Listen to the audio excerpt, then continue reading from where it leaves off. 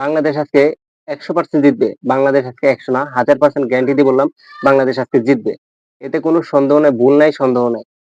আজকে বাংলাদেশ যত আগের প্রতিশোধ ছিল সব কিন্তু আজকে ইন্ডিয়ার সাথে নিবে। সবকিছু মানে সুদে আসলে ফেরত নেবে ইন্ডিয়ার কাছ থেকে।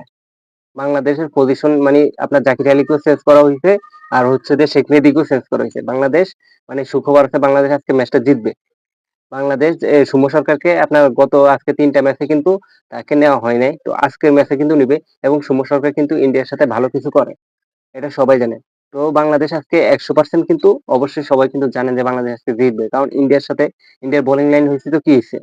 আমাদের ব্যাটিং আছে, আমাদের লর্ড শান্ত আছে, তারপর হচ্ছে কি লিটন কুমার দাস আছে, তারপর হচ্ছে যে আমাদের সুমেশ সরকার আছে, তারপরে আমাদের তানজিদ তামিম আছে যেটা কিনা আমরা আমাদের অরিজিনাল তামিমের বাদ দিয়ে আমরা তানজিদ তামিমকে নিয়ে আসছি।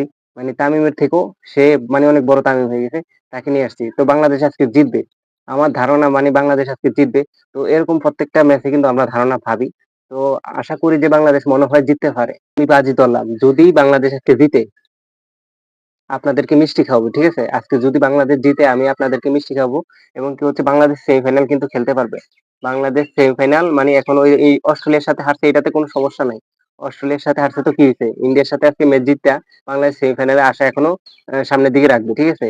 তো পরের ম্যাচ হচ্ছে ২৫ তারিখে। আজকের ম্যাচ হচ্ছে ৮:৩০ টায় বাংলাদেশ টাইম। তো সবাই জানেন যে বাংলাদেশ কিন্তু ইন্ডিয়ার সাথে মোটামুটি ভালোই খেলে। বাংলাদেশ ইন্ডিয়া কিন্তু অনেকটা ম্যাচ হাড্ডাহাড্ডি হয়ে যায়। ঠিক আছে? আর ইন্ডিয়ার ম্যাচ মানে হাড্ডাহাড্ডি ম্যাচ। এটা সবাই কিন্তু আগে থেকেই জানে। বাংলাদেশ হারলেও ২-৩ রানে হারে, জিতলেও মনে করেন যে মানে লাস্ট ওভারে জিতে। তো এরকম একটা খেলার সিচুয়েশন কিন্তু সবসময় চলে আসছে।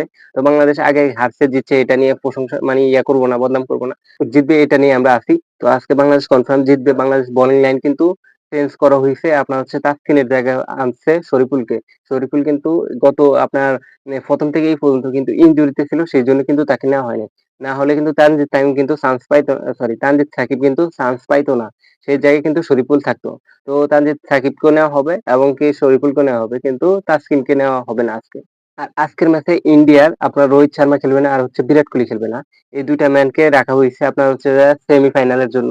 কারণ ওরা জানে যে বাংলাদেশের সাথে অবশ্যই জিতবো। কিন্তু ওই সুবাদে কিন্তু আপনার রোহিত শর্মা আর হচ্ছে বিরাট কোহলিকে নেওয়া হবে না। কারণ কি হেরা জানে যে বাংলাদেশের সাথে জিতবো। আমরা জানি যে তারা বইসা থাকলে কিন্তু আমরাও ম্যাচ জিততে পারবো।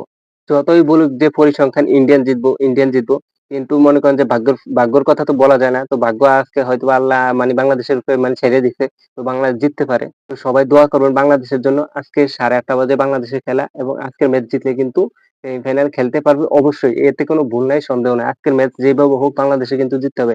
আর আজকের ম্যাচ যদি জিতে মানে বাংলাদেশ এরপরের ম্যাচ হারলেও কিন্তু বাংলাদেশ সেমিফাইনাল খেলতে পারবে। এই পরিসংখ্যান নিয়ে আমি আরেকটা ভিডিও বানাবো। সেটা আপনারা মানে পরে দেখবেন।